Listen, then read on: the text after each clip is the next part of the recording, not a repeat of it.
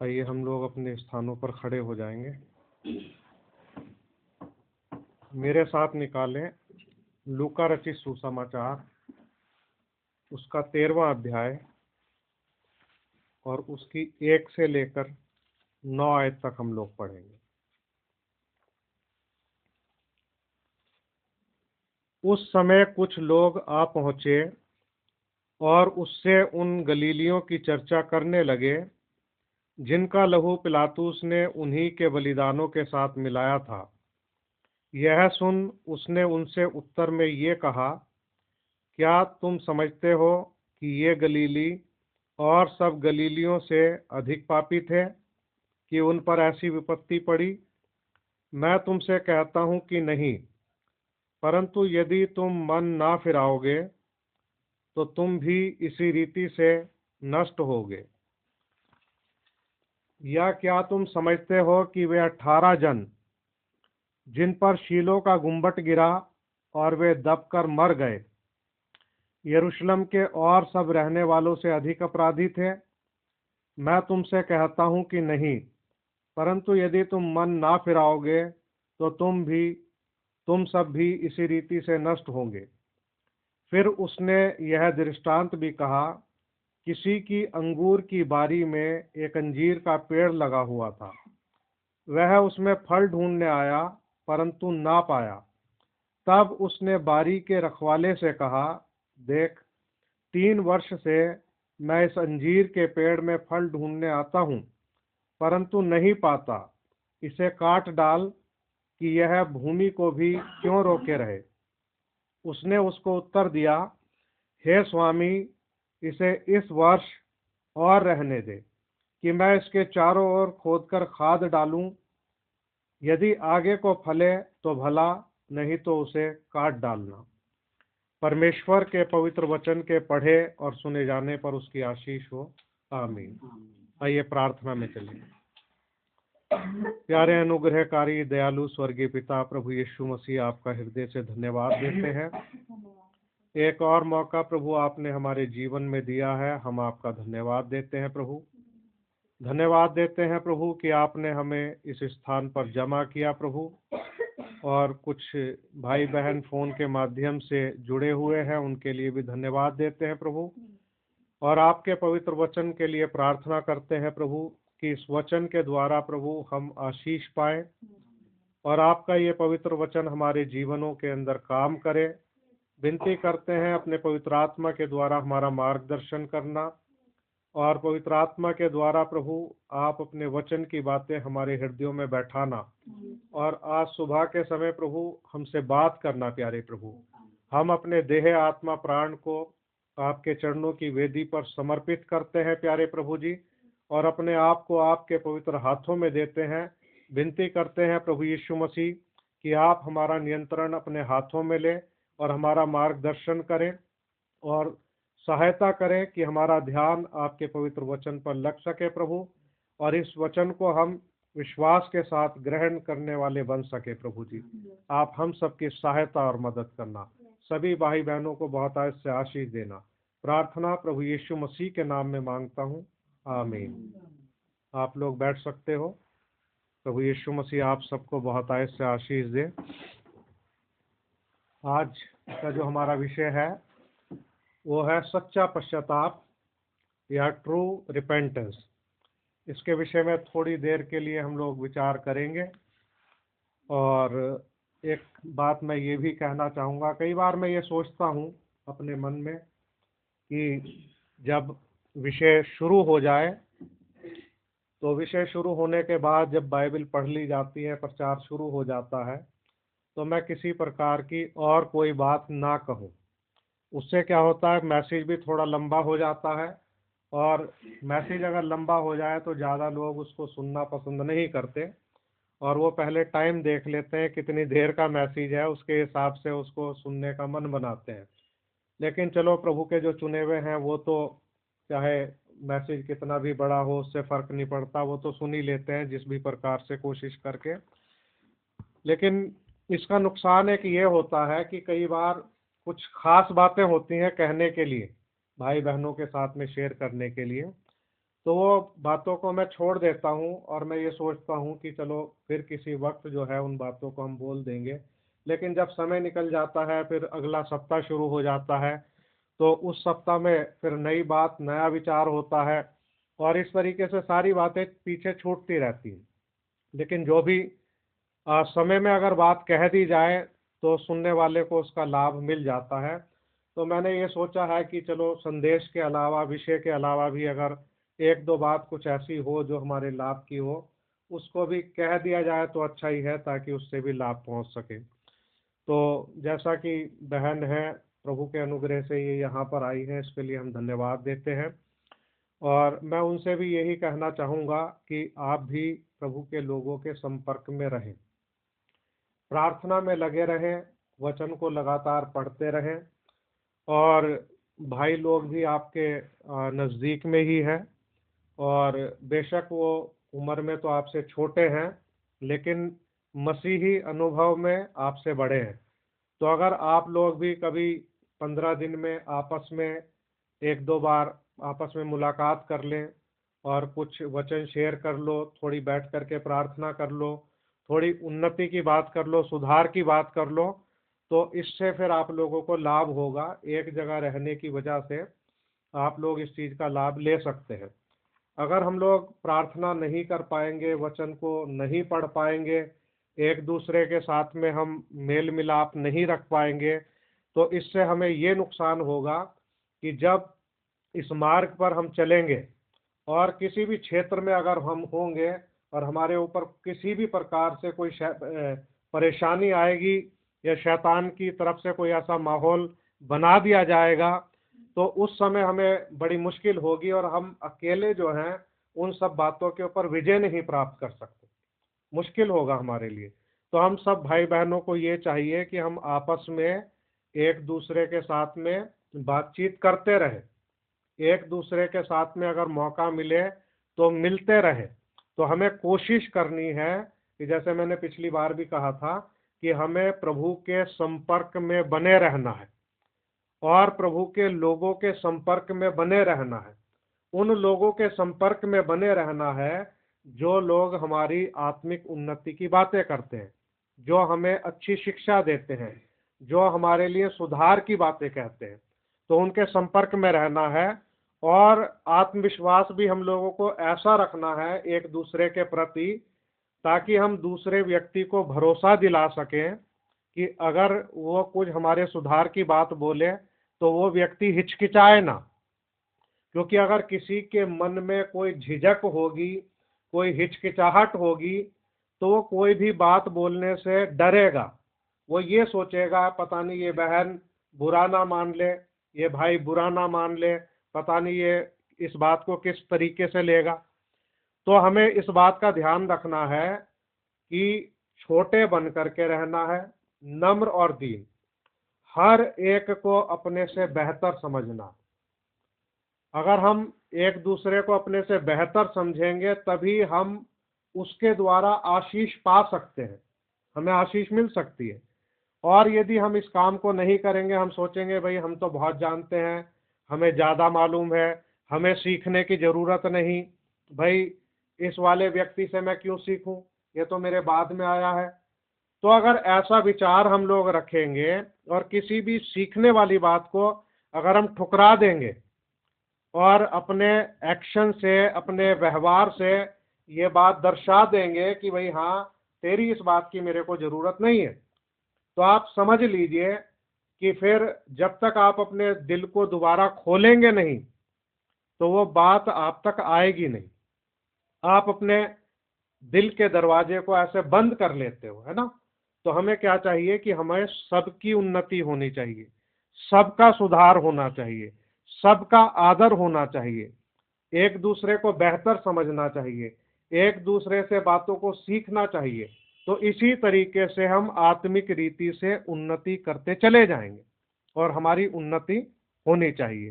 तो प्रभु आपको आशीष दे। तो इस काम को भी आप लोग कीजिए, थोड़ी कोशिश करिए, थोड़ा संपर्क में रहिए, ताकि अच्छी बातों का आदान प्रदान हो सके। मैं इसका एक उदाहरण आपको और भी बाइबल से बताता हूँ। हालांकि कम लोग इस काम को करते हैं। बाइबल में लिखा है कि बुद्धिमानों की संगति कर तो तू भी बुद्धिमान हो जाएगा। तो आप देखिए कि प्रभु ने किसको बुद्धि दी है, किसके पास बुद्धि है, उसके काम में, उसकी बातचीत में, उसके व्यवहार में, उसके सारे डिसिप्लिन में। ये अगर दिखाई देती है इसके पास बुद्धि है, तो भैया उस बुद्धिमान के साथ क्या करो, संगति करो।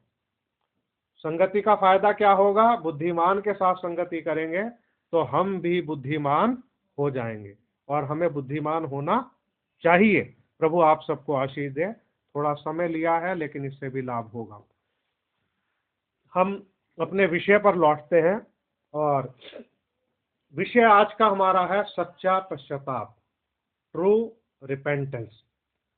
और जैसा कि हम देखते हैं कि प्रभु यीशु मसीह ने 2 उदाहरण लिए इस बात को समझाने के लिए, और ये 2 उदाहरण प्रभु यीशु मसीह ने लिए, और इन उदाहरणों में साफ तौर पर यह बात बता दी कि यदि तुम भी पश्चाताप नहीं करोगे तो इसी रीति से नाश हो जाओगे। देखिए, जब कहीं कोई ऐसी दुर्घटना होती है तो बड़ा दुख होता है। जैसे एक फैमिली है, उसके बारे में भाई भी जानते हैं, सूरज भाई, न्यूज़ में आई है, कल सुधा ने भी मुझे वो न्यूज़ दिखाई थी। उसमें गुजरात का एक परिवार था, जो लोग कनाडा पहुंच गए थे, उसके बाद में फिर वो अमेरिका का बॉर्डर पार करने के लिए निकले थे। उनके पास 2 बच्चे थे छोटे छोटे, और वो हस्बैंड वाइफ थे, और भी लोग थे। लेकिन उस मार्ग पर चलते चलते वो जो है, रास्ते में ही जो ठंड से, क्योंकि बर्फ बहुत पड़ रही थी, वहीं पर वो लोग रास्ते में मर गए, उनकी डेथ हो गई। अब ये जो हादसा हुआ उनके साथ में, हादसा ही कह लीजिए, उनके गलत फैसले की वजह से ऐसा हो गया।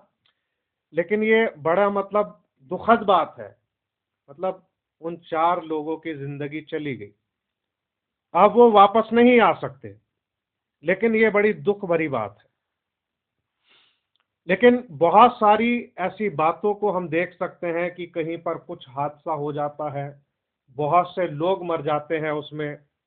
अभी तो एक जो लेडी थी, weight lifter, heavy weight lifter थी वो, और उसके वो कर रही थी प्रैक्टिस अपनी, शायद पैर उसका थोड़ा सा आगे को स्लिप हो गया, वो वेट जो है उसकी गर्दन पर ही गिर पड़ा। हालांकि वो सिखाने वाला कोच साथ में था, लेकिन वो भी पीछे से इतने वजन को उठा ही नहीं सकता था, और सीधा उसकी गर्दन पर आकर के वो वेट गिरा। और वो जो लड़की जो थी, शायद 17 साल की होगी, थोड़ी मतलब 18 साल से नीचे ही थी, उसी स्पॉट पे उसकी डेथ हो गई। तो उसको बचाया नहीं जा सका। तो कितने लोग इसी प्रकार से लोग इस दुनिया से चले जाते हैं, गुजर जाते हैं। तो ये बड़ी मतलब अपने आप में दुख भरी बात कैसे है कि अगर हम अपने आप को रख के देखें उनके स्थान पे, कि अगर हम अचानक से ऐसे चले गए होते और हमें मौका ही ना मिलता पश्चाताप करने का, तो कितना हमारे साथ में बुरा हो जाता। अब कंपैरिजन की बात यह है, जहां तक अधिक पापी होने का, तो प्रभु यीशु मसीह ने यहां पर उस बात को स्पष्ट कर दिया कि कोई ऐसा ना सोचे कि अगर किसी के ऊपर ऐसी विपत्ति पड़ चुकी है या उस विपत्ति में वो मारा जा चुका है, तो ऐसा नहीं है कि वो अधिक अपराधी था या अधिक पापी था। इसको मैं रिपीट करूंगा, और पहली आयत से देखेंगे। उस समय कुछ लोग आ पहुंचे और उससे उन गलीलियों की चर्चा करने लगे जिनका लहू पिलातुस ने उन्हीं के बलिदानों के साथ मिलाया था। अब यहां पर कुछ लोग थे, गलील के रहने वाले थे, और कुछ लोग आए प्रभु यीशु मसीह के पास। अब यीशु मसीह से इन गलीली लोगों के बारे में वो चर्चा कर रहे थे। अब देखिए, वो प्रभु यीशु मसीह के साथ अगर चर्चा कर रहे थे तो ये चर्चा जो है आमतौर पर वो करते ही होंगे। लेकिन जब प्रभु यीशु मसीह के पास आए तो प्रभु ने क्या कहा, लिखा, यह सुन उसने उनसे उत्तर में ये कहा, क्या तुम समझते हो कि ये गलीली और सब गलीलियों से अधिक पापी थे कि उन पर ऐसी विपत्ति पड़ी। मैं तुमसे कहता हूं कि नहीं, परंतु यदि तुम मन ना फिराओगे तो तुम भी इसी रीति से नष्ट होगे। अब प्रभु यीशु मसीह ने उस घटना के ऊपर तो कुछ बात नहीं की, ना उन लोगों के विषय में कोई चर्चा की। प्रभु यीशु मसीह ने जिन लोगों ने बात की प्रभु से, उनसे उत्तर में यह कहा कि भाई तुम क्या समझते हो?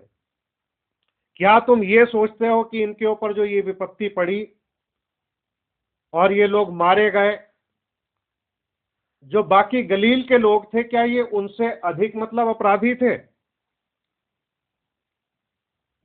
पापी थे? तो प्रभु ने कहा नहीं, ऐसा नहीं।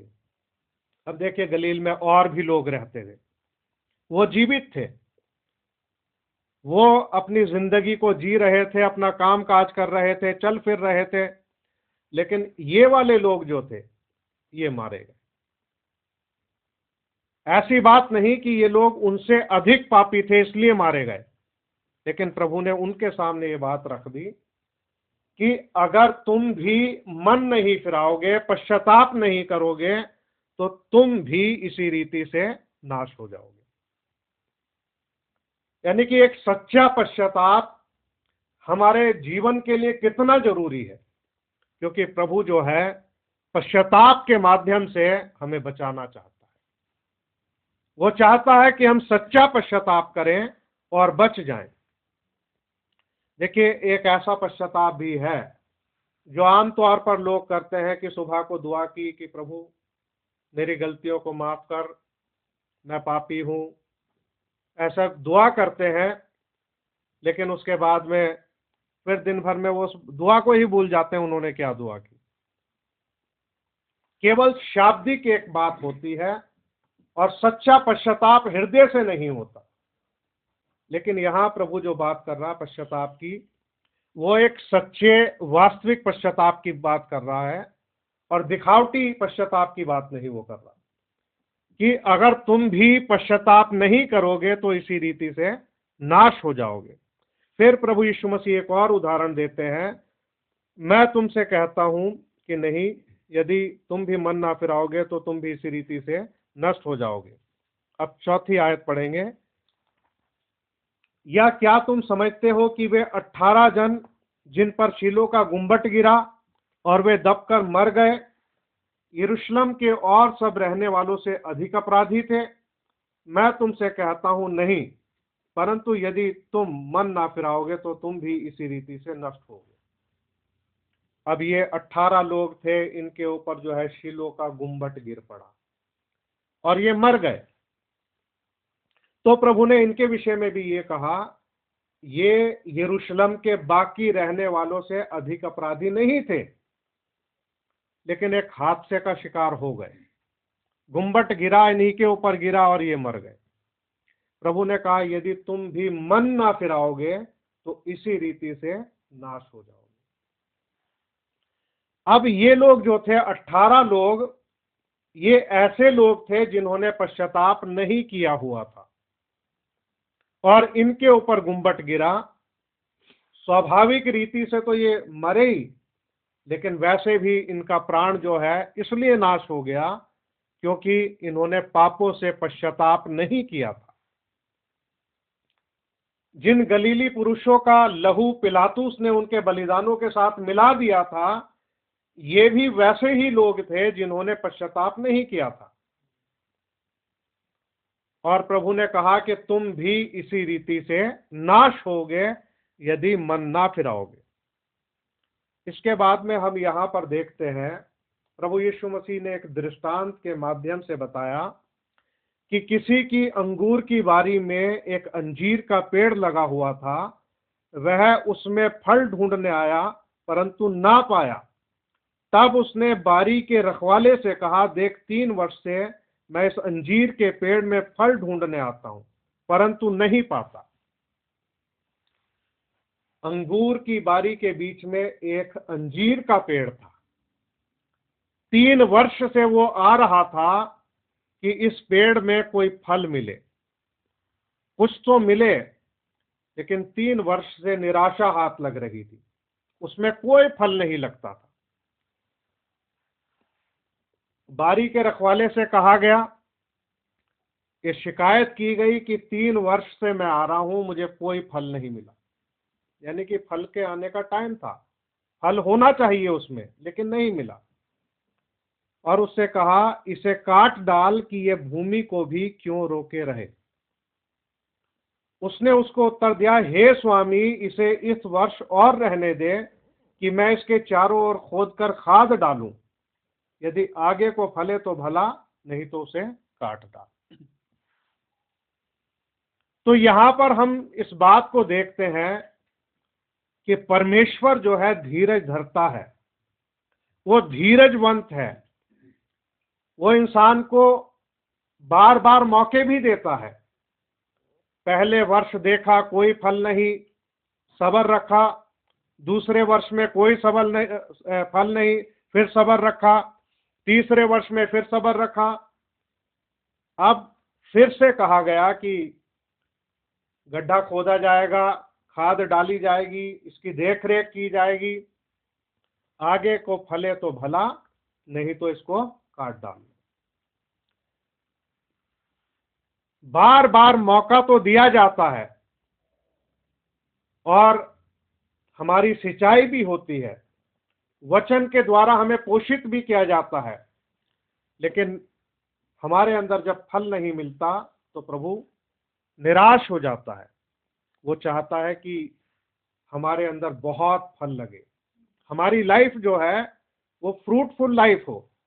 ये पेड़ जो है ऐसे व्यक्ति की कहानी को दर्शाता है, ऐसे राष्ट्र की कहानी को दर्शाता है जो पश्चाताप करने के लिए तैयार नहीं है।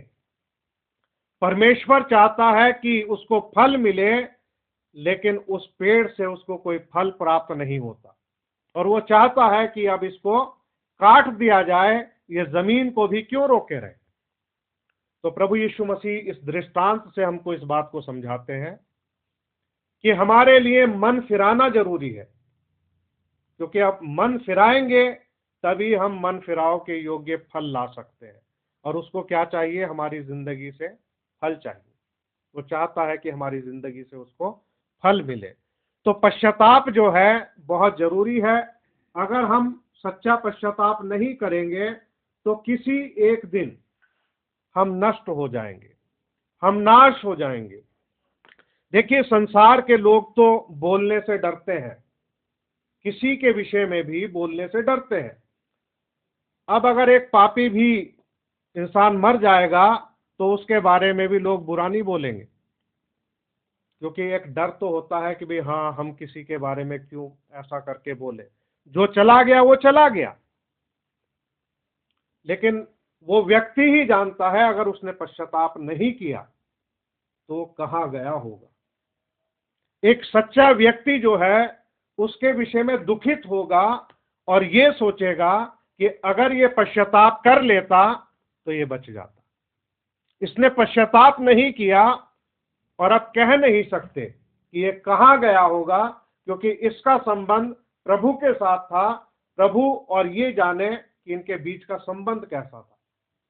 लेकिन जहां तक जीवन का प्रश्न है, जीवन से वो फल प्रकट नहीं हुए, तो इंसान सोच सकता है कि शायद ये अच्छी जगह ना गया हो।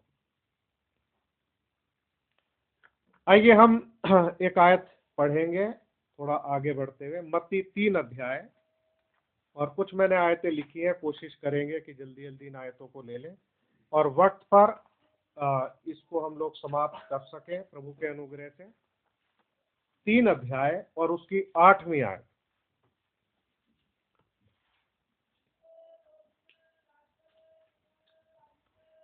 वैसे 7वीं आयत से मैं आपके सामने पढ़ देता हूं। जब उसने बहुत से फरीसियों और सदूकियों को बपतिस्मा के लिए अपने पास आते देखा तो उनसे कहा, हे सांप के बच्चों, तुम्हें किसने जता दिया कि आने वाले क्रोध से भागो?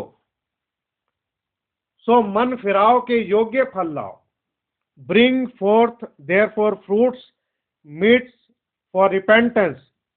मन फिराव के योग्य फल लाओ। ये यूहन्ना का संदेश था। और यूहन्ना ने बहुत से फरीसियों और सदूकियों को अपने पास आते हुए देखा। वो बपतिस्मा के लिए उसके पास आए थे, लेकिन यूहन्ना का जो प्रचार था वो था मन फिराव का। वो प्रचार करता था।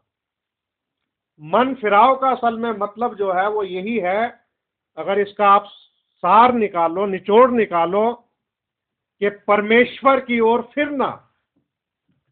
अब ये लोग ऐसे व्यक्ति थे, फरीसी और सदूकी, इन्होंने अपना मन नहीं फिराया था।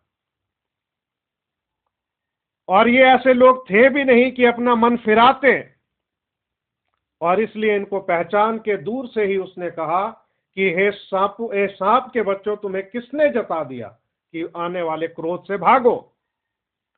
उनको कहता है 8वीं आयत में, इसलिए मन फिराव के योग्य फल लाओ।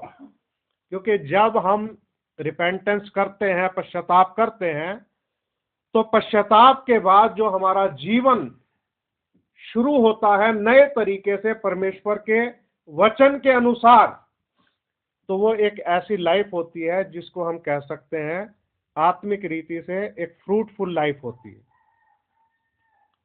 एक ऐसा फलवंत जीवन होता है कि हमारे जीवन से लोगों को लाभ पहुंचता है, लोगों को अच्छा महसूस होता है, और ऐसे वचन होते हैं जिससे बीमार लोग चंगे हो जाते हैं, उनकी हड्डियां पुष्ट हो जाती है, यानी कि एक अच्छी औषधि के समान वो काम करते हैं।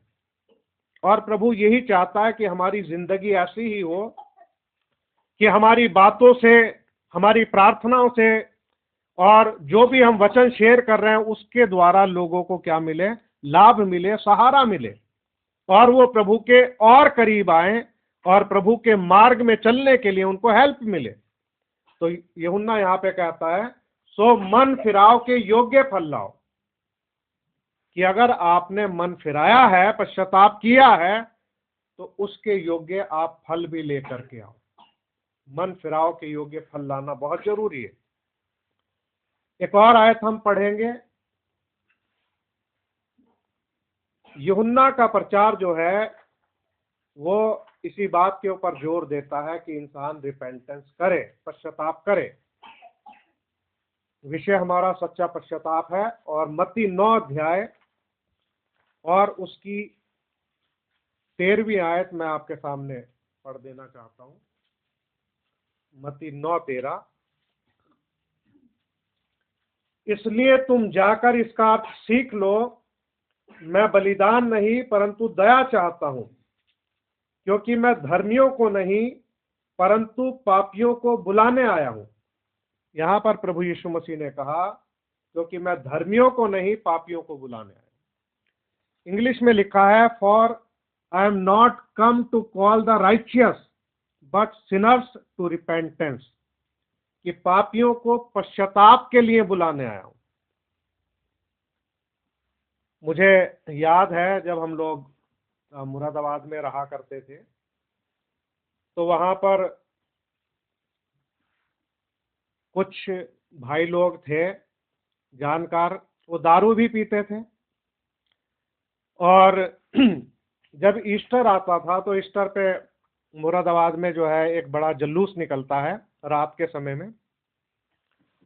तो कभी वो, अब तो खैर एक उनमें से एक भाई नहीं भी रहा, वो चला गया। हृदय का बहुत अच्छा था, मिलनसार था, और प्यार उसके हृदय में था। तो बड़ा मुझे भी दुख लगा जब मुझे पता चला कि अब वो नहीं रहा। तो खैर वो शराब पिया करता था।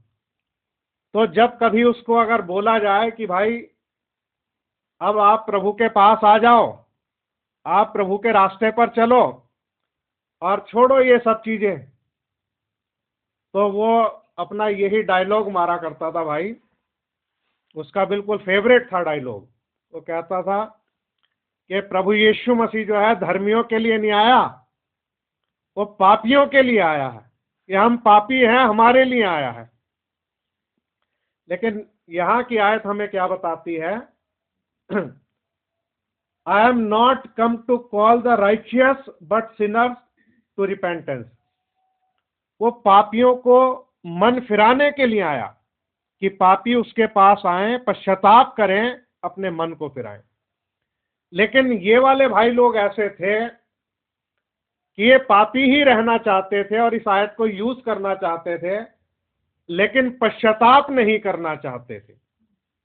वैसे वो स्वाभाविक रूप में वो खराब लोग नहीं थे, और बस यही था कि थोड़ा दुनिया की रीत पर शराब शुराब पी लेते थे और उस रीति से वो चला करते थे, लेकिन हृदय के अच्छे लोग थे। तो दुख हुआ, खैर वो आज इस दुनिया में नहीं है, चले गए। खैर, तो प्रभु यीशु मसीह पापियों को बुलाने के लिए आया है कि पापी उसके पास आए और पश्चाताप करें। क्योंकि अगर हम उसके पास आ जाएं और पश्चाताप ना करें तो फिर हमारा जीवन बच नहीं सकता। हमारा जीवन तभी बचेगा जब हम सच्चा पश्चाताप करेंगे। क्योंकि प्रभु यीशु मसीह का आने का उद्देश्य यही था कि वो संसार के पापियों को ये पैगाम दे कि वो पश्चाताप के द्वारा परमेश्वर के पास लौट सकते हैं और प्रभु यीशु मसीह के पीछे चल के पिता तक पहुंच सकते हैं। तो प्रभु यीशु मसीह ने उनके सामने ये मार्ग रखा, ये रास्ता रखा, और इसमें प्रभु ने इसी बात को कहा कि मैं धर्मियों के लिए नहीं, मैं पापियों के लिए आया हूं ताकि वो पश्चाताप करें। आइए हम थोड़ा और आगे बढ़ेंगे और प्रेरितों के काम उसके 11वें अध्याय से कुछ आयतें पढ़ेंगे। मैं थोड़ी आयतें आपके सामने पढ़ना चाहता हूं ताकि हमको ये बात मालूम हो कि वचन के अंदर ये सब बातें लिखी हुई है। प्रेरितों के काम उसका 11वां अध्याय और उसकी 13 से लेकर के 18 आयत तक हम लोग पढ़ेंगे।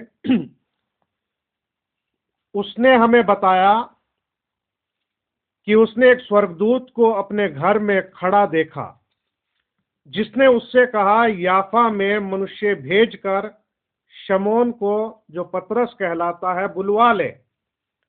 वह तुमसे ऐसी बातें कहेगा जिनके द्वारा तू और तेरा सारा घराना उद्धार पाएगा। जब मैं बातें करने लगा तो पवित्र आत्मा उन पर उसी रीति से उतरा जिस रीति से आरंभ में हम पर उतरा था। तब मुझे प्रभु का वह वचन स्मरण आया जो उसने कहा, यूहन्ना ने तो पानी से बपतिस्मा दिया, परंतु तुम पवित्र आत्मा से बपतिस्मा पाओगे बपतिस्मा पाओगे। अतः जब परमेश्वर ने उन्हें भी वही दान दिया जो हमें प्रभु यीशु मसीह पर विश्वास करने से मिला था, तो मैं कौन था जो परमेश्वर को रोक सकता। यह सुनकर वे चुप रहे और परमेश्वर की बढ़ाई करके कहने लगे, तब तो परमेश्वर ने अन्य जातियों को भी जीवन के लिए मन फिराव का दान दिया है। ये बातें सुन के आपको मालूम हो गया होगा ये कहाँ की बातचीत चल रही है। ये कुरनेलियस के बारे में बातचीत चल रही है और किस तरीके से ये सारी बातें यहाँ पर लिखी हुई है। लेकिन इसकी जो अंतिम आयत जो है 18वीं आयत में आपके सामने यहाँ पढ़ देता हूँ। When they heard these things, they held their peace and glorified God, saying, Then hath God also to the Gentile granted repentance unto life. तब तो परमेश्वर ने अन्य जातियों को भी जीवन के लिए पश्चाताप का दान दिया। ग्रांटेड रिपेंटेंस अनटू लाइफ, जीवन के लिए। देखिए, परमेश्वर अपने लोगों में आया, चेलों से कहा कि सामरिया के नगरों में प्रवेश ना करना, अन्य जातियों में मत जाना, सिर्फ इस्राएल के घराने की खोई हुई भेड़ों के पास जाना। अब हम देखते हैं कि जब प्रभु यीशु मसीह जी उठने के बाद प्रभु ने कहा, सारे जगत में सुसमाचार प्रचार करो, जो विश्वास करे और बपतिस्मा ले उसी का उद्धार होगा, जो विश्वास नहीं करेगा वो दोषी ठहरेगा। और यहां पर हम देखते हैं कि अन्य जातियों पर भी पवित्र आत्मा उसी रीति से उतरा जैसे पेंतिकुस्त के दिन पतरस बोलता कि हमारे ऊपर उतरा। तो वहां वो कहता कि भाई मैं कौन होता हूं।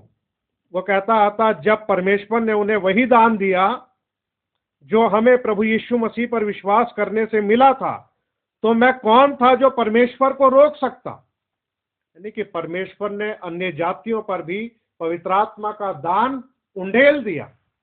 पतरस कहता, मैं कौन था जो रोक सकता था, अगर परमेश्वर ही ये दान उनको दे रहा है।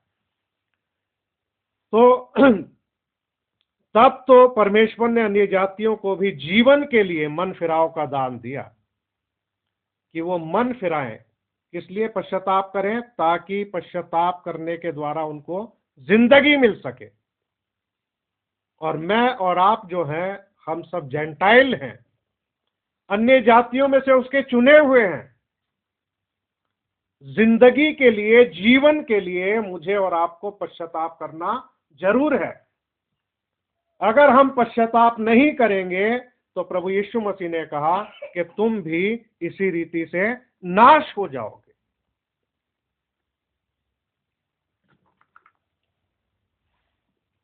प्रेरितों के काम उसका 20वां अध्याय और उसकी 21 आयत। प्रेरितों के काम उसका 20 अध्याय और उसकी 21वीं आयत। वरन यहूदियों और यूनानियों के सामने गवाही देता रहा कि परमेश्वर की ओर मन फिराना और हमारे प्रभु यीशु मसीह पर विश्वास करना चाहिए।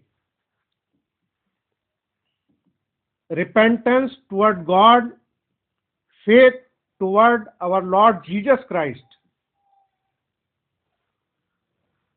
कि परमेश्वर की ओर मन फिराना। Repentance toward God. तो जब हम या कोई व्यक्ति पश्चाताप करता है किसी भी चीज से, यहां पर दो बातें हैं खास। मूल बात तो खैर एक ही है, वो है अनबिलीव, अविश्वास। जो व्यक्ति परमेश्वर के वचन पर विश्वास नहीं करता वो अविश्वासी जो है पापी कहलाता है। जो भी व्यक्ति परमेश्वर के पवित्र वचन पर विश्वास नहीं करता वो अविश्वासी पापी कहलाता है। और प्रभु यीशु मसीह ने यूहन्ना की इंजील में यह कहा कि यदि तुम मन ना फिराओगे, माफ कीजिए, यदि तुम विश्वास ना करोगे तो अपने पापों में मरोगे। प्रभु यीशु मसीह पर विश्वास ना करना अविश्वास में जीवन बिताना है। और अगर कोई अविश्वास में जीवन बिताता है तो वो अपने पापों में मर जाएगा, अपने पापों में मर जाएगा। तो पाप क्या है? अविश्वास ही पाप है। लेकिन इसकी दो ब्रांच हैं। एक तो हम देखते हैं कि वचन की शिक्षा के अनुसार इंसान को परमेश्वर के पास लौटने की जरूरत है। जिन लोगों के पास प्रेरितों और भविष्यद्वक्ताओं की शिक्षा नहीं है, जो लोग पतरस की शिक्षा को नहीं मानते, पौलुस की शिक्षा को नहीं मानते और प्रॉफिट्स को नहीं मानते और उन्होंने अपनी ही शिक्षाएं स्थापित कर ली हैं, उन सब लोगों को चाहिए कि वो पश्चाताप करें और परमेश्वर की तरफ फिरें। परमेश्वर की तरफ फिरने का मतलब है परमेश्वर के वचन में लौट कर आए, वापस वचन में लौट करके आए। दूसरी बात हो गई स्वाभाविक पाप। स्वाभाविक पाप, उसमें सभी चीजें आ जाती हैं। चोरी हो गई, व्यभिचार हो गया, लालच हो गया, जितनी भी बातें जो अंधकार के काम हैं, जो एक इंसान की जिंदगी में पाए जाते हैं, उन कामों से मन फिराना। जैसा कि पौलुस कहता है कि पहले हम भी अंधकार थे।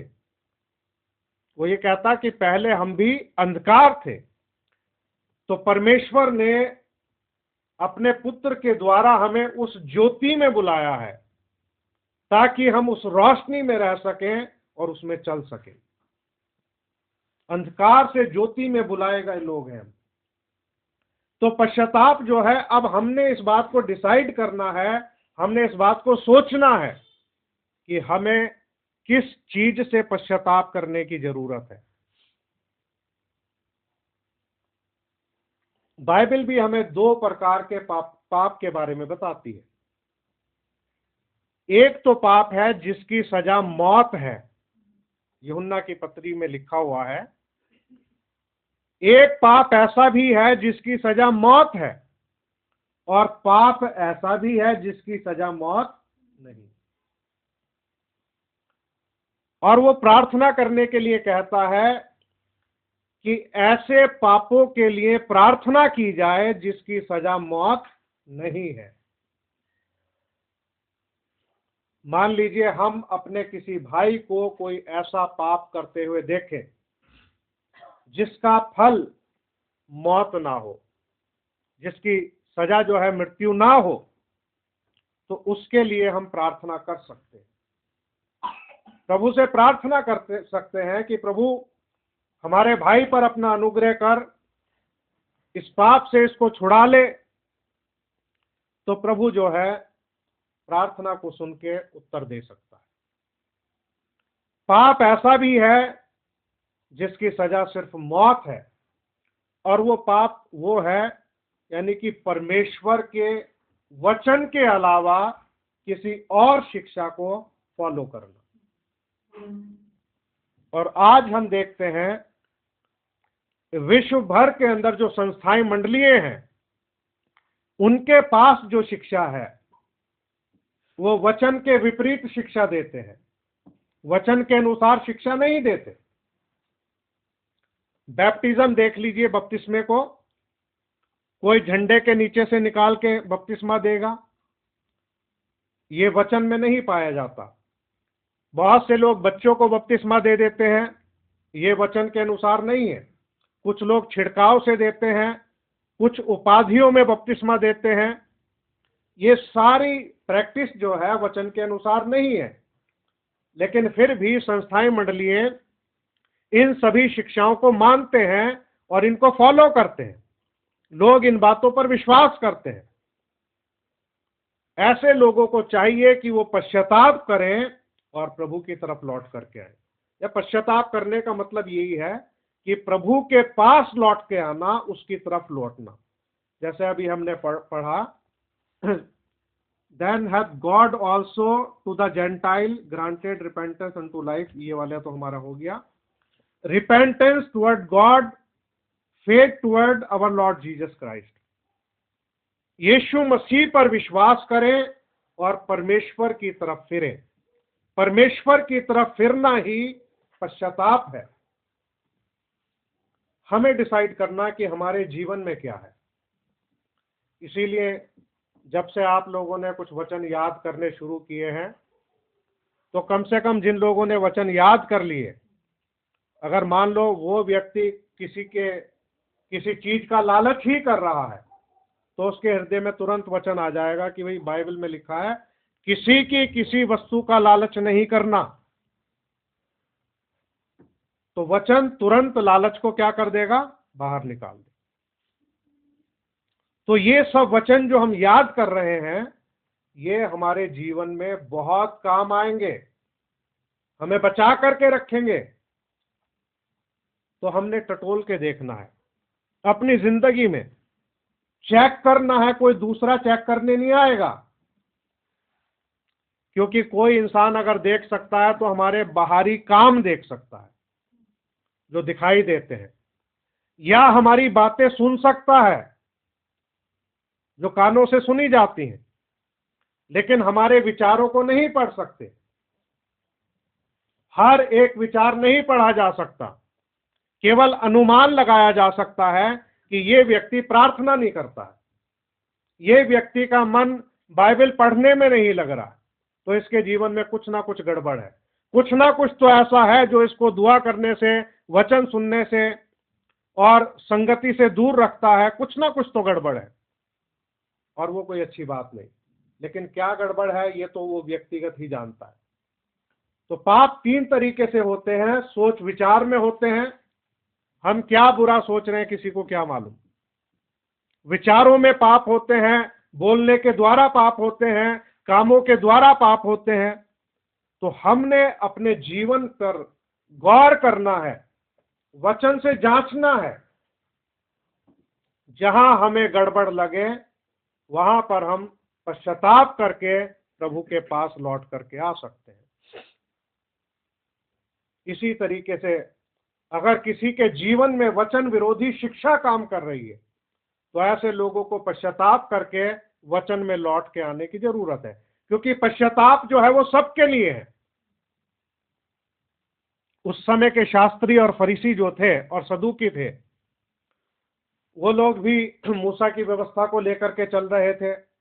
वो भी बाहरी रूप से देखने से तो धर्मी थे, जैसा कि प्रभु यीशु मसीह ने कहा कि तुम थाली को और लोटों को बाहर बाहर से तो मांजते हो, भीतर जो है अंधेर और असंयम से भरी हुई चीजें हैं, अंधकार है भीतर, प्रभु ने कहा। तो इसी प्रकार से हमको भी इन चीजों को देखना है। शास्त्री और फरीसियों ने और सदूकियों ने अपने समय के वचन प्रभु यीशु मसीह पर विश्वास नहीं किया। वो धार्मिक समाज था, लेकिन दोषारोपण किस पे कर रहा?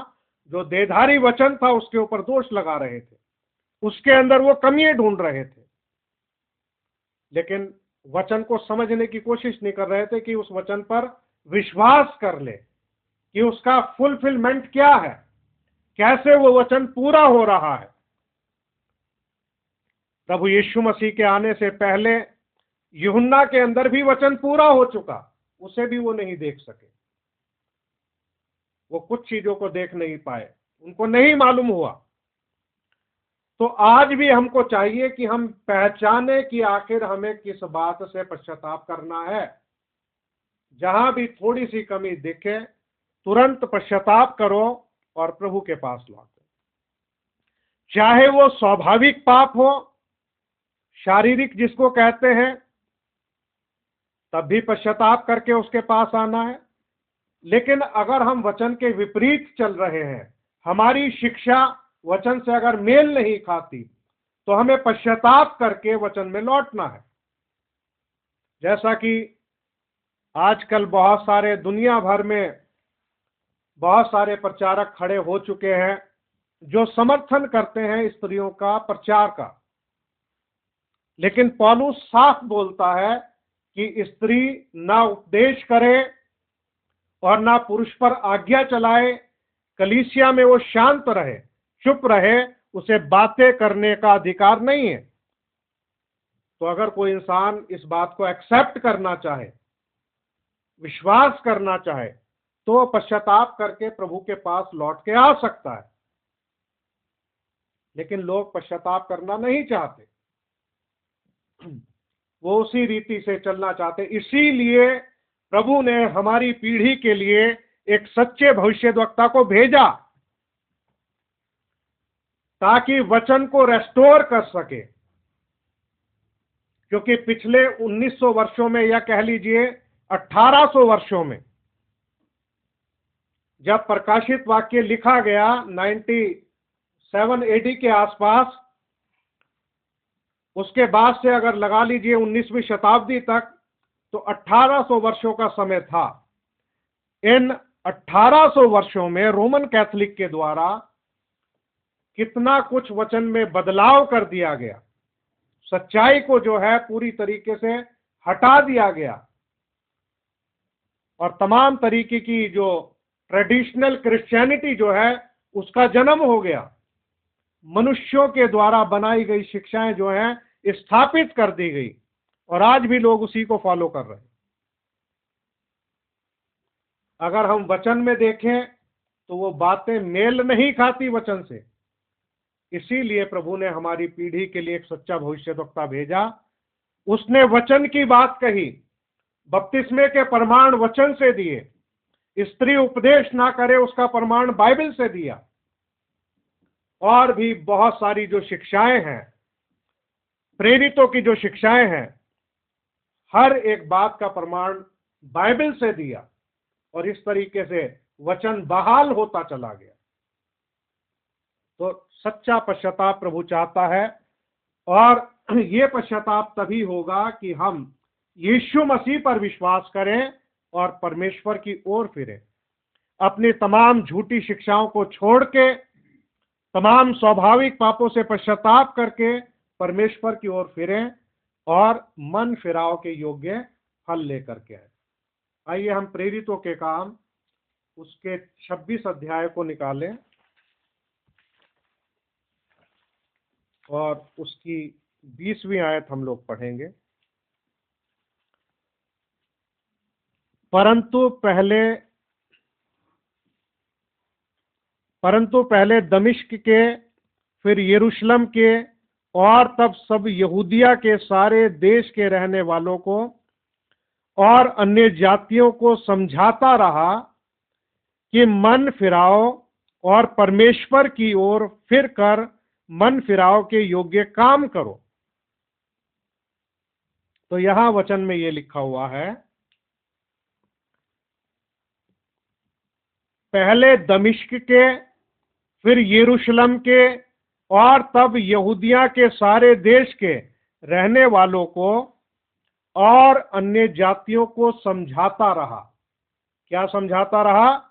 कि मन फिराओ और परमेश्वर की ओर मन फिराकर मन फिराव के योग्य काम करो, that they should repent and turn to God and do work meet for repentance. पश्चाताप करना बहुत जरूरी है, और पश्चाताप के योग्य जो है वो काम करना बहुत जरूरी है। कि अगर हमने पश्चाताप किया है तो इसका प्रमाण क्या है कि हमने पश्चाताप किया है? उसका प्रमाण यही है कि हमारे काम। तो देखिए कहां कहां समझाया गया। दमिश्क के लोगों को समझाया गया, यरूशलेम के, यहूदिया के रहने वालों को, और सब अन्य जातियों को यह बात समझाई कि मन फिराओ और परमेश्वर की ओर फिर कर मन फिराओ के योग्य काम करो। तो अगर हमने मन फिराया है तो हमारे काम जो हैं वो इस बात को प्रकट करेंगे कि हम मन फिराव के योग्य काम कर रहे हैं, परमेश्वर की ओर फिरो। इसीलिए मैं बार बार ये बात कहता हूं आप सबसे, और खुद भी इस पे कोशिश करता हूं चलने की, कि हमारा व्यक्तिगत संबंध प्रभु के साथ अच्छा होना चाहिए। परमेश्वर के साथ हमारी सेटिंग होनी चाहिए कि कुछ समय हम उसके साथ में बिताएं, अपने हृदय को खोल के उससे बात करें। क्योंकि जब हम प्रार्थना करेंगे तो वो प्रार्थना हमें प्रेरणा देगी कि हम वचन को पढ़ें। क्योंकि जब हम खोज में लग जाते हैं ना, हमारा हृदय चाहता है कि हम कुछ अच्छा करें, तो सबसे पहले हम वचन में आते हैं ताकि हम परमेश्वर की इच्छा को मालूम कर लें, और इसको बड़ी गहराई से ध्यानपूर्वक समर्पण के साथ पढ़ते हैं इसको, ताकि हमें कुछ तो ऐसा मिले कि जिसको हम कर सके। फिर हम अपने हृदय में वचन को बसाते हैं, फिर उस एक वचन को जीने की कोशिश करते हैं। जब हम उस वचन को जिएंगे तो हमें फिर से प्रेरणा मिलेगी कि बेटा जाओ प्रार्थना में जाके बैठो। फिर हम प्रभु के पास में जाएंगे, प्रार्थना करेंगे कि प्रभु अपने वचन के अनुसार मुझे जीवन जीने के लिए अनुग्रह प्रदान कर। तो जब इंसान प्रभु के कांटेक्ट में आता तो सबसे पहला काम होता वो साइलेंट हो जाता है, शांत हो जाता है। वो कुछ नहीं बोलता, कुछ नहीं कहता, क्योंकि उसको मालूम है कुछ बोलना, कहना, कुछ काम करना मैं चूक जाऊंगा। शांत हो जाता है। और उसके बाद फिर प्रभु उससे बात करनी शुरू करता है, और धीरे धीरे फिर वो व्यक्ति वचन के अनुसार अपना जीवन जीने लगता है। तो यही हमें करना है, प्रभु से व्यक्तिगत हमारा संबंध होना चाहिए। उसे पता होना चाहिए कि हमने पश्चाताप कर लिया है, उसको मालूम होना चाहिए कि हाँ, ये पश्चाताप किए हुए लोग हैं, अब ये मेरे पास आ गया है और अब मैं अपने आत्मा के द्वारा इसको सिखाऊंगा। तो यहाँ पर ये बात बहुत अच्छी मुझे लगी कि मन फिराओ और परमेश्वर की ओर फिर कर, मतलब मन फिराने का मतलब यही कि उसकी तरफ फिरना है हमें, और मन फिराओ के योग्य काम करना है।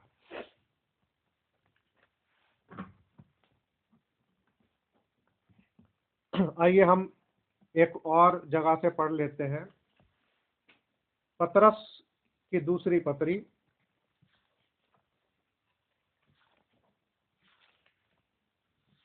उसका 3रा अध्याय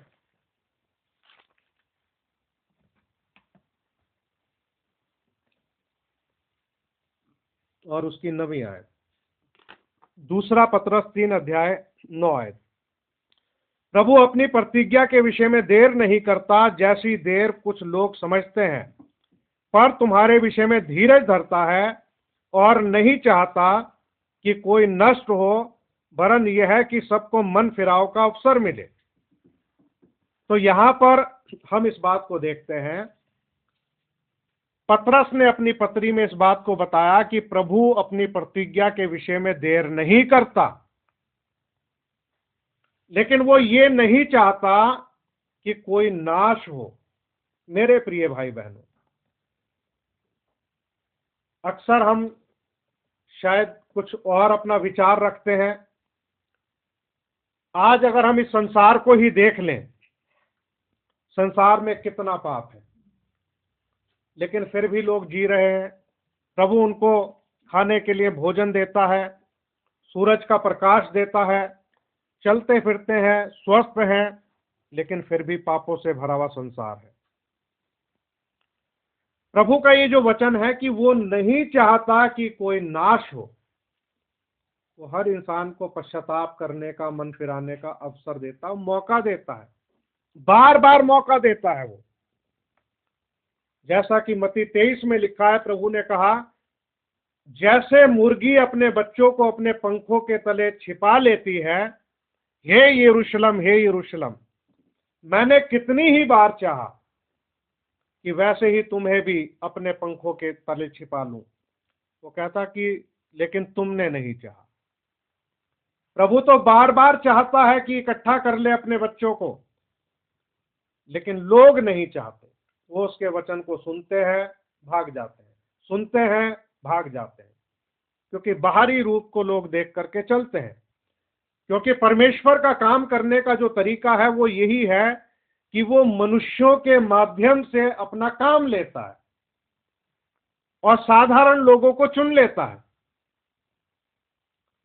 संसार के बहुत कुलीन लोगों को उसने नहीं चुना, ना बहुत बलवानों को चुना, ना बहुत सामर्थी को चुना।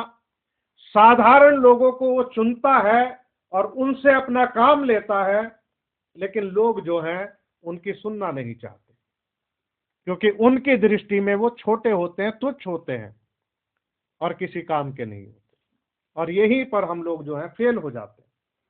लेकिन प्रभु हमारा जो है हर एक इंसान को पश्चाताप करने के लिए मौका देता है, अवसर देता है।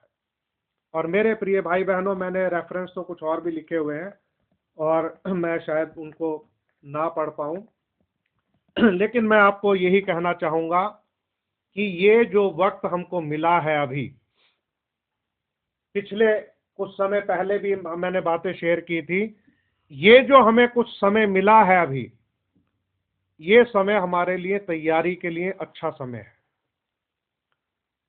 कैसे होगा, क्या होगा, ये तो हम नहीं जानते, लेकिन इस वक्त अमेरिका के लोगों को भी, बाकी जगह पर भी थोड़ा सा रिलैक्स मिला है जब से ये ट्रंप साहब आए हैं। अभी तो ये इस्राइल के फेवर में है और काम कर रहे हैं, क्योंकि इस्राएल में भी कुछ काम होना बाकी है, मंदिर का बनना बाकी है, और धीरे धीरे सब काम जो है गति पकड़ते चले जाएंगे। हमारे लिए ये मौका अच्छा है कि जब तक कुछ शांति बनी हुई है, जब तक ये सब चीजें रुकी हुई हैं, तो मैं और आप इस शांत वातावरण का मौका उठा करके अपने अपने जीवनों को स्वर्गारोहण के लिए तैयार कर लें। किसी खास समय के लिए ना रुके, ना किसी खास समय के लिए सोचें। आप यही सोचो कि अगर आज का ये दिन हमें मिला है तो हमारे लिए यही दिन है, और इसी में जितना हो सके वचन को अपने हृदय के अंदर बसा लो, अपने आप को प्रभु के और अधिक करीब ले आओ, और अधिक अपने अंदर से संसार को बाहर निकाल दो। जितना हो सके हम अपनी भरपूर तैयारी करने के लिए इस समय का लाभ उठाएं। कहीं ऐसा ना हो कि ये जो समय हमें मिला है ये हमारे हाथ से निकल जाए, क्योंकि इस्राएल को देखते हुए हमें समय जो है वो दिखाई दे रहा है कि स्वर्गारोहण जो है अब ज्यादा दूर नहीं रहा। तो प्रभु की दुल्हन जो है वो अपने आप को तैयार कर रही है। जिस तैयारी की हालत में यूहन्ना ने उसको देखा है कि उसने अपने आप को तैयार कर लिया है, तो उस प्रोसेस से जो है उसकी दुल्हन गुजर रही है। वो अपने हृदय के अंदर सिर्फ और सिर्फ वचन ही भर रही है। तो हमें इस समय का लाभ उठाना है और अपने आप को तैयार करना है, क्योंकि प्रभु ने जो है हमें मन फिराव के लिए अवसर दिया है, और हमारे विषय में उसने धीरज धरा है। वो धीरज धरता है। अगर वो धीरज ना धरता तो इसी जीवन में ना जाने कितनी बार हम ऐसा मौका आया कि दुनिया से चले जाते। लेकिन प्रभु के अनुग्रह से हम जीवित हैं, उसकी दया रही। तो हमें अपने पापों से पश्चाताप करना है, प्रभु यीशु मसीह के करीब लौट के आना है, परमेश्वर के साथ अपने संबंध जो है बेहतर करने हैं हमें। आइए हम एक बार भजन संहिता 51 देखेंगे, और इसको बस हम समाप्ति की तरफ ही है कि देखिए, एक सच्चे पश्चाताप का अगर आपने नमूना देखना है और मैंने सच्चे पश्चाताप का नमूना देखना है, तो हम वचन के इस हिस्से में उसको देख सकते हैं। भजन संहिता उसका 51 चैप्टर है, 51 अध्याय। हे परमेश्वर, अपनी करुणा के अनुसार मुझ पर अनुग्रह कर, अपनी बड़ी दया के अनुसार मेरे अपराधों को मिटा दे। ये वो समय था दाऊद का कि जिस समय जो है जो पशुओं का जो लहू था वो पाप को केवल कवर किया करता था, ढांकता था, ढांप देता था। लेकिन वो क्या प्रार्थना कर रहा है? उसका पश्चाताप कितना गहरा है कि अपनी बड़ी दया के अनुसार मेरे अपराधों को मिटा दे, मिटा देने के लिए प्रार्थना करता है। मुझे भली भांति धोकर मेरा अधर्म दूर कर और मेरा पाप छुड़ाकर मुझे शुद्ध कर। ये प्रार्थना वो कर रहा है। एक सच्चा पश्चाताप जो है इस प्रकार से होता है। दाऊद के जीवन से हमको मिलता है कि जब दाऊद ने अपने जीवन में कुछ गलतियां कर ली और उसको एहसास था और उसने महसूस किया कि वो पाप करने के बाद, उन गलतियों को करने के बाद में उद्धार का आनंद वो खो बैठा था। एक वक्त था जब उसने वो गलती और पाप नहीं किए थे, तब उसके हृदय के अंदर उद्धार का आनंद रहता था, वो खुश रहता था, आनंदित और मगन था। लेकिन जैसे ही पाप जीवन में एंटर हुआ तो क्या हुआ? उद्धार का आनंद चला गया। महसूस करने लगा कि मेरी पहली स्थिति कैसी थी और अब मैं पाप की वजह से क्या मेरी हालत है कि मैं परमेश्वर के संपर्क में नहीं आ सकता। मेरा मन मुझे दोष दे रहा है। तो उस मन के दोष को दूर करने के लिए उसने पश्चाताप करना बेहतर समझा, क्योंकि पश्चाताप करके ही वो परमेश्वर की तरफ फिर सकता था। मैं तो अपने अपराधों को जानता हूं और मेरा पाप निरंतर मेरी दृष्टि में रहता है। मैंने केवल तेरे ही विरुद्ध पाप किया और जो तेरी दृष्टि में बुरा है वही किया है, ताकि तू बोलने में धर्मी और न्याय करने में निष्कलंक ठहरे। देख, मैं अधर्म के साथ उत्पन्न हुआ और पाप के साथ अपनी माता के गर्भ में पड़ा। देख, तू हृदय की सच्चाई से प्रसन्न होता है और मेरे मन ही में ज्ञान सिखाएगा। जूफा से मुझे शुद्ध कर तो मैं पवित्र हो जाऊंगा। मुझे धो और मैं हिम से भी अधिक श्वेत बनूंगा। मुझे हर्ष और आनंद की बातें सुना, जिससे जो हड्डियां तूने तोड़ डाली हैं वे मगन हो जाएं। अपना मुख मेरे पापों की ओर से फेर ले, मेरे सारे अधर्म के कामों को मिटा डाल। हे परमेश्वर, मेरे अंदर शुद्ध मन उत्पन्न कर और मेरे भीतर स्थिर आत्मा नए सिरे से उत्पन्न कर। मुझे अपने सामने से निकाल ना दे और अपने पवित्र आत्मा को मुझसे अलग ना कर। अपने किए हुए उद्धार का हर्ष मुझे फिर से दे और उदार आत्मा देकर मुझे संभाल। तब मैं अपराधियों को तेरा मार्ग सिखाऊंगा और पापी तेरी ओर फिरेंगे। हे परमेश्वर, हे मेरे उद्धारकर्ता परमेश्वर, मुझे हत्या के अपराध से छुड़ा ले, तब मैं तेरे धर्म का जय जयकार करने पाऊंगा। हे प्रभु, मेरा मुंह खोल दे, तब मैं तेरा गुणानुवाद कर सकूंगा। क्योंकि तू मेल बलि से प्रसन्न नहीं होता, नहीं तो मैं देता। होम बलि से भी तू प्रसन्न नहीं होता। टूटा मन परमेश्वर के योग्य बलिदान है। हे परमेश्वर, तू टूटे और पिसे हुए मन को तुच्छ नहीं जानता। यरूशलेम की शहर पनाह को तू बना, तब तू धार्मिकता के बलिदानों से अर्थात सर्वांग पशुओं के होम बलियों से प्रसन्न होगा।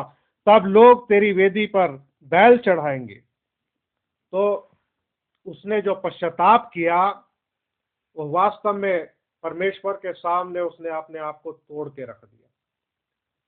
मैं सोचता हूं कि दाऊद जो है प्रभु की हजूरी में बिलक बिलक के रोया होगा। आप जानते हो कि जब वो अपने बेटे के लिए जो बीमार था प्रार्थना कर रहा था तो क्या उसकी हालत थी। वो मुंह के बल पड़ा था, खाना पीना उसने सब कुछ छोड़ दिया था और कैसी स्थिति में वो पहुंच गया।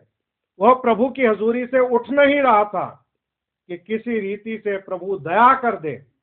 उसको मालूम तो था कि प्रभु ये बचेगा नहीं, लेकिन फिर भी ऐसी स्थिति में भी जब उसको मालूम था तब भी वो प्रार्थना में झुका रहा।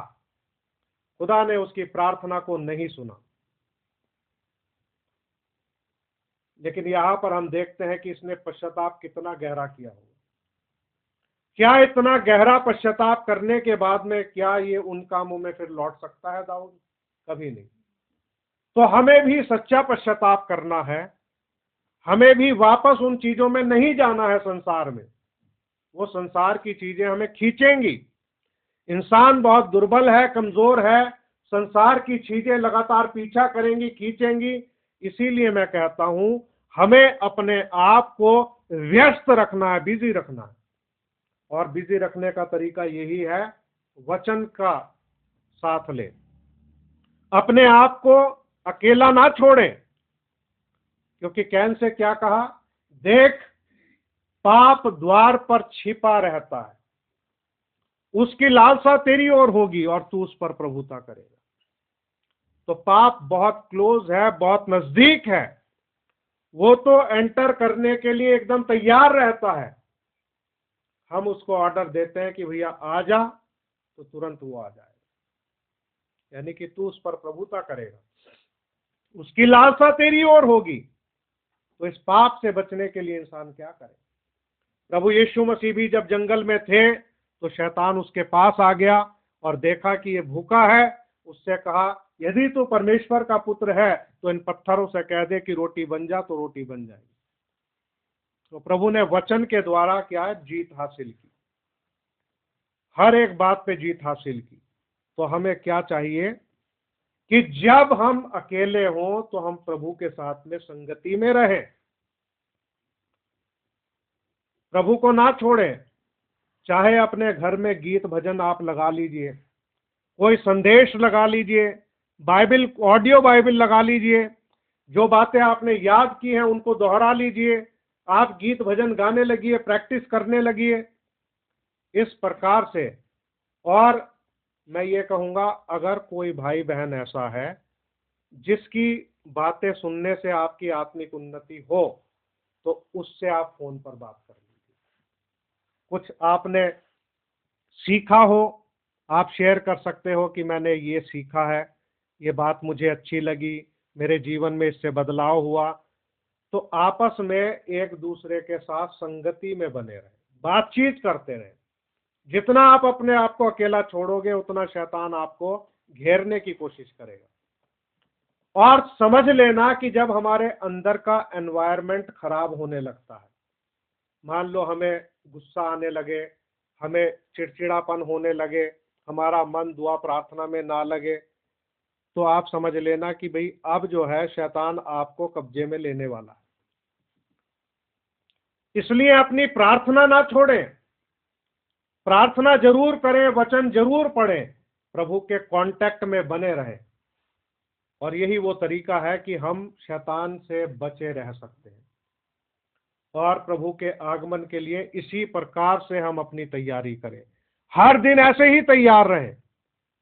तो ये दाऊद का पश्चाताप जो था वो सच्चा पश्चाताप था। इस पश्चाताप से हमें बहुत सीखने को मिलता है कि जूफा से मुझे शुद्ध कर तो मैं पवित्र हो जाऊंगा। आइए हम आखिरी रेफरेंस लेकर के, कुछ रेफरेंस मैं छोड़ रहा हूं, आखिरी रेफरेंस लेके इस संदेश को समाप्त करेंगे। प्रभु आप पर और मुझ पे अनुग्रह करें। योना नबी की पुस्तक और उसका 3रा अध्याय और उसकी 4 आयत से लेकर 10 आयत तक। योना ने नगर में प्रवेश करके एक दिन की यात्रा पूरी की और यह प्रचार करता गया, अब से 40 दिन के बीतने पर नीनवे उलट दिया जाएगा। तब नीनवे के मनुष्यों ने परमेश्वर के वचन की प्रतीति की और उपवास का प्रचार किया और बड़े से लेकर छोटे तक सबों ने टाट ओढ़ा। तब ये समाचार नीनवे के राजा के कान में पहुंचा और उसने सिंहासन पर से उठ अपने राज के वस्त्र उतारकर टाट ओढ़ लिया और राख पर बैठ गया। राजा ने प्रधानों से सम्मति लेकर नीनवे में इस आज्ञा का ढिंडोरा पिटवाया, क्या मनुष्य, क्या गाय बैल, क्या भेड़ बकरी या अन्य पशु कोई कुछ भी ना खाए और वे ना खाएं और ना पिए। मनुष्य और पशु दोनों टाट ओढ़ें और वे परमेश्वर की दोहाई चिल्ला चिल्ला कर दें और अपने कुमार्ग से फिरें और उस उपद्रव से जो वे करते हैं पश्चाताप करें। संभव है परमेश्वर दया करे और अपनी इच्छा बदल दे और उसका भड़का हुआ कोप शांत हो जाए और हम नष्ट होने से बच जाएं। जब परमेश्वर ने उनके कामों को देखा कि वे कुमार्ग से फिर रहे हैं, तब परमेश्वर ने अपनी इच्छा बदल दी और उनकी जो हानि करने की ठानी थी उसको ना किया। यहाँ पर देखिए, राजा भी जो है अपना राज के वस्त्र उतार देता है, टाट ओढ़ लेता है, ढिंडोरा पिटवाता है और यहाँ पर दिन रात जो है 3 दिन 3 रात उपवास में लोग रहते हैं। ना बच्चा, ना बड़ा, ना पशु, कोई कुछ ना खाता है और ना पीता है, क्योंकि ये लोग जिंदगी चाहते थे। जैसा हमने पिछले वचन में पढ़ा कि जीवन के लिए, मतलब पश्चाताप किस लिए, ताकि जीवन मिल सके, ये जीना चाहते थे। और सब जो है, इंसान से लेकर पशु तक, राजा से लेकर के रंक तक, सभी लोग जो है प्रभु से चिल्ला चिल्ला करके दोहाई दे रहे हैं और अपने कुमार्ग से फिर रहे हैं। उनको बताया जा रहा है कि भाई जो उपद्रव तुमने किया, जो बुरे काम किए, उनसे फिरो, मन फिराओ। और प्रभु ने जो है अपनी इच्छा बदल दी। मुझे ये बात बहुत अच्छी लगती है। एक आप जानते हो कि एक बार क्या नाम था, मैं नाम भूल गया उस व्यक्ति का, कि जो भीत की तरफ जो है फूट फूट के रो रहा था, तो प्रभु ने शायद हिचकिया था, अगर गलती ना करूं तो हिचकिया, तो 15 साल जो है उसकी आयु जो है बढ़ा दी थी। और मुझे ये बात भी बहुत अच्छी लगती है कि जब आहाब भी प्रभु के सामने दीन हुआ, तो प्रभु ने उसके दिनों में बहुत सारी विपत्तियों को जो है रोक दिया कि वो इसके समय में नहीं आएंगी। तो प्रभु हमारा इतना दयालु है, अनुग्रहकारी है, विलंब से कोप करने वाला, अति करुणा में है। जब कोई उसके सामने दीन बनता है, पश्चाताप करता है, तो हमारा प्रभु अपनी इच्छा तक बदल देता है। यहाँ पर जो है पूरे नीनवे शहर को प्रभु ने बख्श दिया और अपनी इच्छा बदल दी, क्योंकि उन्होंने पश्चाताप कर लिया। जो मारे जाने वाले थे, नीनवे उलट दिया जाता, अब जो है उनको जिंदगी मिल गई, क्योंकि सारे लोग जो है पश्चाताप करके कुमार्ग से अपने फिर गए। तो यही चाहिए कि हम भी पश्चाताप करें, क्योंकि बिना पश्चाताप के जो है हम प्रभु के पास नहीं पहुंच सकते। इसके 4 स्टेप हैं और उन स्टेप्स के अनुसार हमें काम करना है। सबसे पहले अपने पाप को पहचानना है कि भाई हाँ, मुझ में क्या पाप है, क्या कमी है, और वो वचन से ही प्रकट होगा।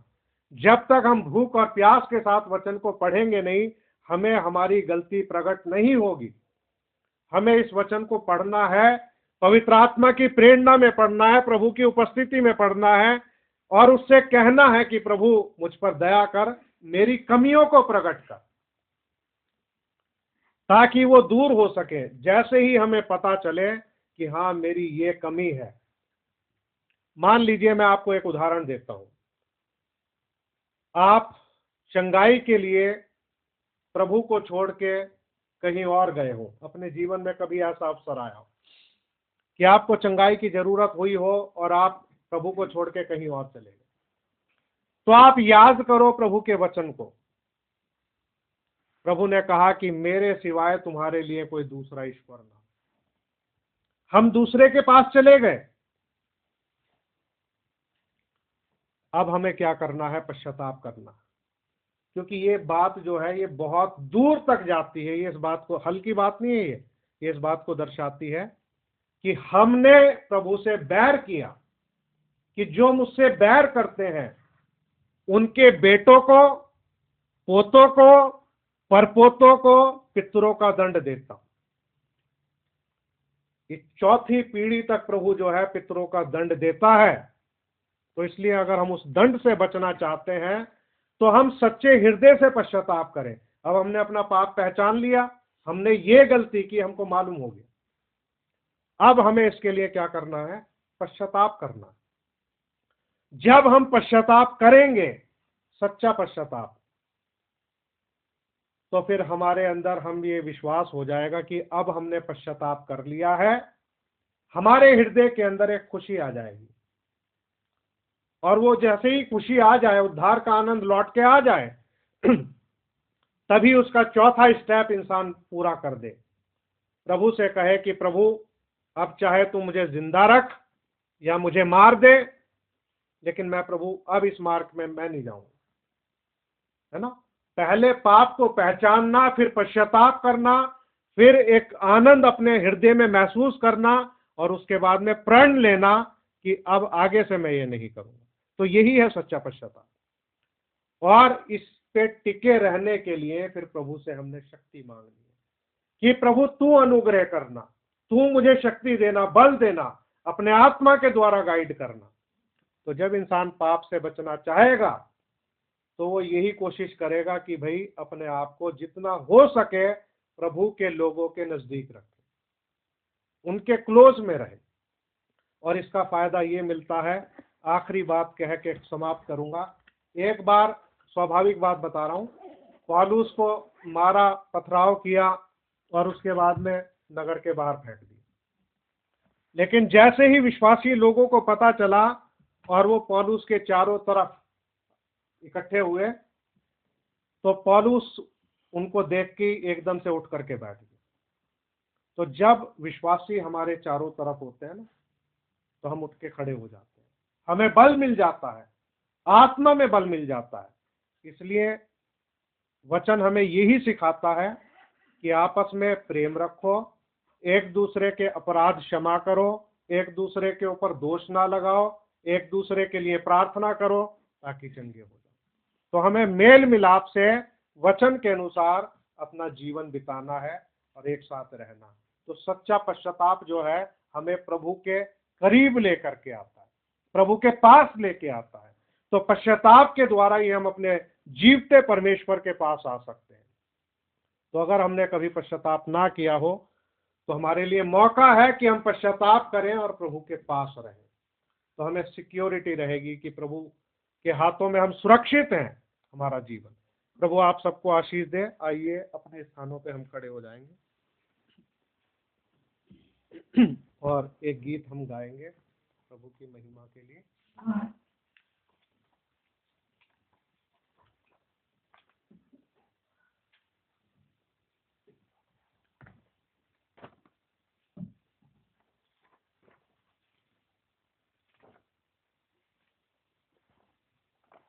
गीत हम गाएंगे, उसकी महिमा करो बंधन टूट जाएंगे।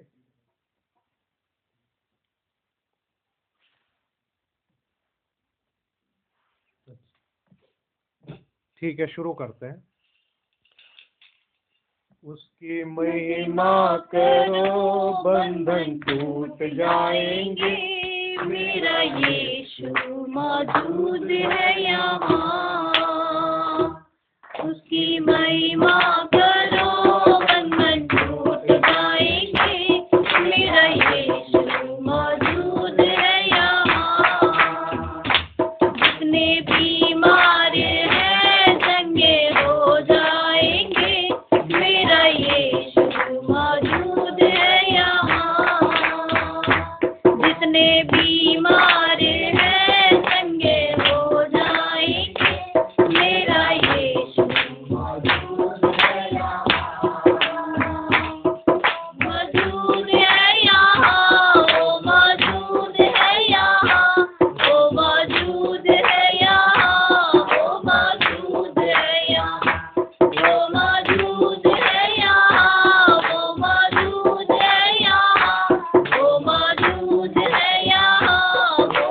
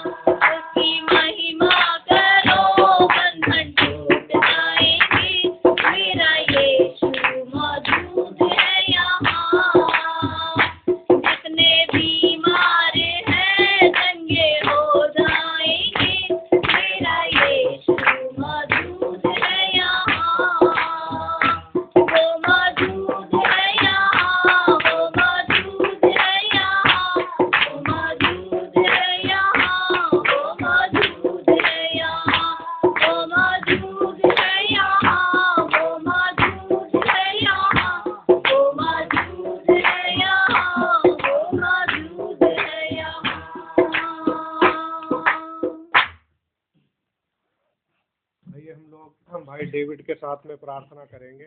भाई डेविड।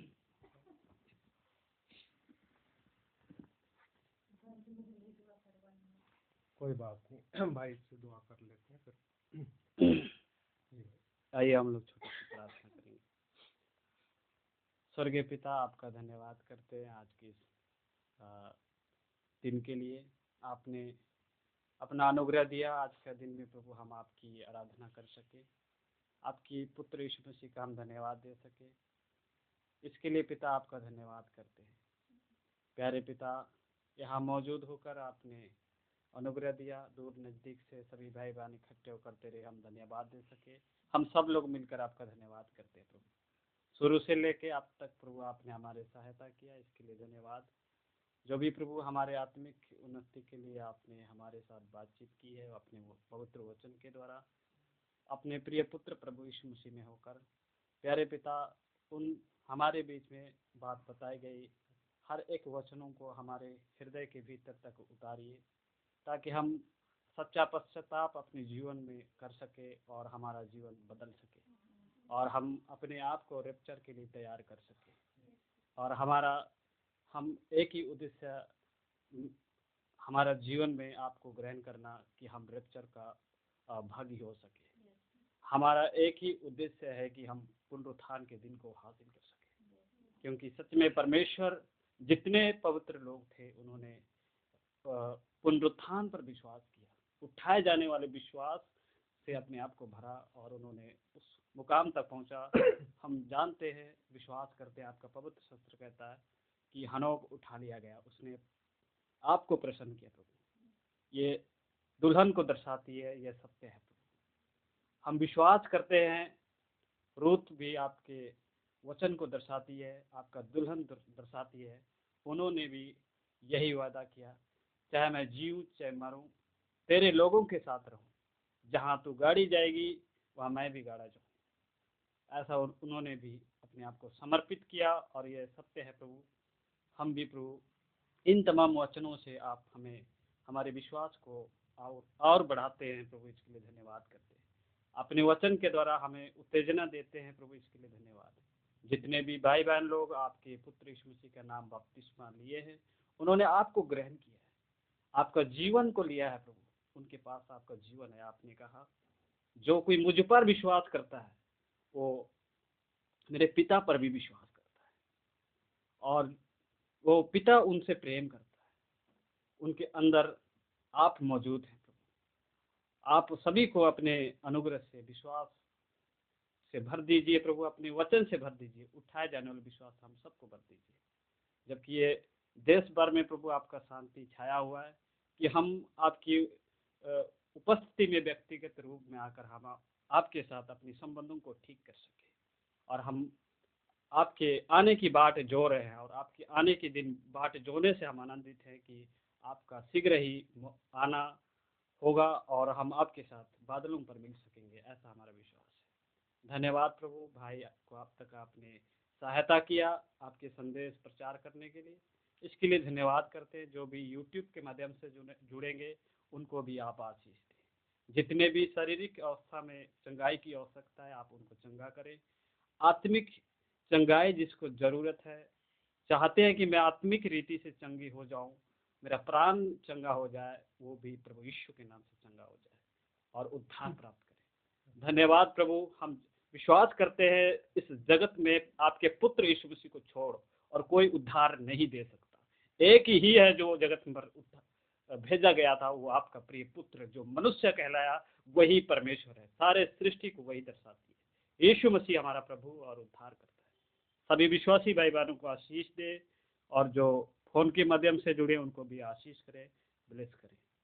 आगे के समय को आपके हाथों में देते हुए इस छोटी सी प्रार्थना आपके पुत्र हमारे उद्धार करता प्रभु यीशु के नाम से मांगते, आमीन।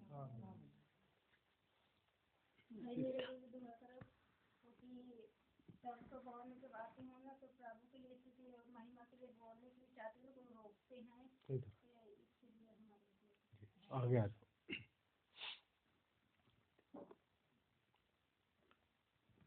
सिस्टर जी आप भी आ जाइए।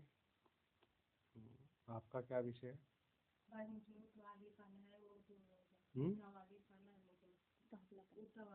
अच्छा ठीक है। आइए हम लोग प्रार्थना करेंगे बहन शांति के लिए भी और बहन बनीता के लिए। प्यारे अनुग्रहकारी दयालु प्रभु यीशु मसीह, एक बार फिर से प्रभु आपके अनुग्रह के सिंहासन के पास आते हैं, आपकी उपस्थिति में आते हैं प्यारे प्रभु जी। और जैसा कि प्यारे प्रभु आप हमारे साथ रहे और प्रभु अभी भी आप हमारे साथ हैं, हमारे बीच में हैं, हम ऐसा विश्वास करते हैं। प्रभु मेरी प्रार्थना है प्यारे प्रभु बहन बनीता के लिए, इन पर अपना अनुग्रह करें प्रभु, और प्रभु इनके जीवन में जो उतावलापन है प्रभु उसको आप दूर करें प्रभु जी। और प्रभु जैसा कि आपका वचन बताता है कि जो दौड़ तुम्हें दौड़नी चाहिए उसे धीरज से दौड़ो, तो प्रभु यीशु मसीह अपने सद्गुण से इस बहन को भरें। और खुदाबंद आपके आत्मा का फल में भी प्रभु एक है धीरज और सद्गुण में भी है प्यारे प्रभु, तो खुदाबंद ये सद्गुण प्रभु खुदाबंद इनमें बढ़ता चला जाए प्यारे प्रभु जी। खुदाबंद इनको धीरज से भर दें प्यारे प्रभु जी। और मैं विश्वास करता हूँ कि आपका ये सद्गुण और आत्मा का फल इस उतावलेपन को प्रभु दूर कर देगा प्रभु जी। आप इस बहन की सहायता करें प्रभु, अपने गुणों से भरें प्रभु जी, और इनको निरंतर आगे बढ़ाते चले जाएं प्यारे प्रभु जी, और कमजोरी और दुर्बलता को दूर करते रहें प्रभु जी।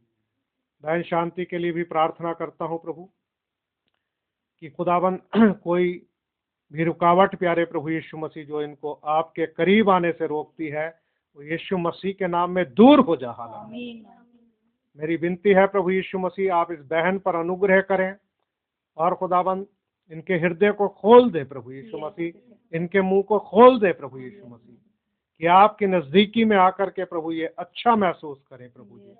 इनकी सारी दुर्बलता और कमजोरी को आप दूर करें मेरे प्रभु, इन पर अपना अनुग्रह का हाथ रखें प्रभु, और खुदाबंद अपने वचन से प्रभु इनको अभिषेक करें प्यारे प्रभु जी, और होने दे प्यारे प्रभु इनके हृदय को आप तैयार करें प्रभु, कि ये भी पश्चाताप करके प्रभु आपके पास लौटें, आपके नाम का बपतिस्मा लेके अपने पापों को धो डालें प्यारे प्रभु, और आपके आत्मा को प्राप्त करके प्रभु आपकी बेटी बन जाए प्यारे प्रभु।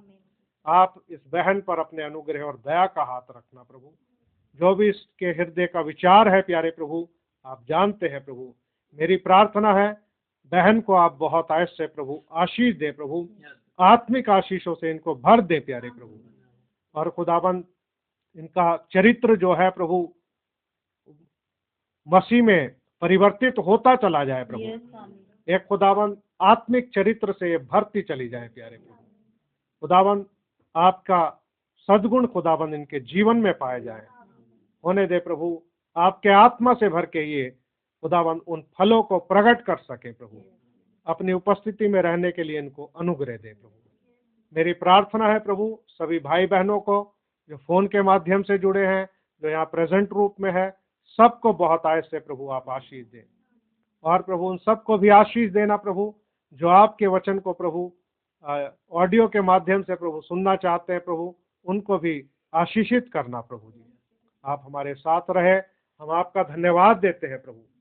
अपने सब बच्चों को की निगरानी प्रभु आप करें प्यारे प्रभु, और सुरक्षित रखें प्रभु। सभी का देह आत्मा प्राण आपके नाम प्रभु यीशु मसीह में सुरक्षित रहे। सारा आदर महिमा आपको देते हैं। प्रार्थना प्रभु यीशु मसीह के नाम में मांगते हैं, आमीन। अब हमारे प्रभु यीशु मसीह का अनुग्रह अब से लेके हमेशा तक कुल ईमानदारों पर और इस छोटे से झुंड पर होता रहे, आमीन। आप सभी भाई बहनों को शालोम, प्रभु आपको आशीष दें।